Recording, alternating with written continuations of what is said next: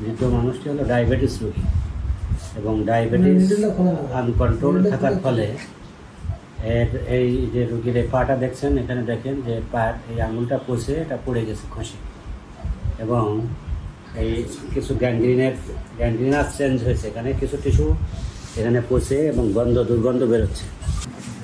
যাদের ডায়াবেটিস আছে তারা খুব সাবধানী হয়ে যেতে হবে বাসায়, কারণ ব্লাড সুগারটা দেখবেন যে ঠিকমতো ওই ওষুধে কন্ট্রোল আছে কিনা।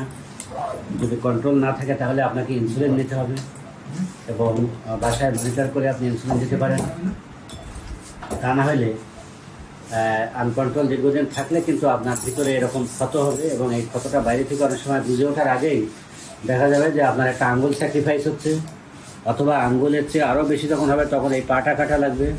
ইভেন হাঁটুর তলার থেকে অনেক সময় কাটা লাগছে, আবার অনেক রোগীর আমরা হাঁটুর উপরে একদম ঠিক এরকম লেভেল থেকে কিন্তু আমরা কেটে দিচ্ছি, যার ফলে এই রোগীটা ভবিষ্যতের জন্য পঙ্গুত্ব বরণ করছে।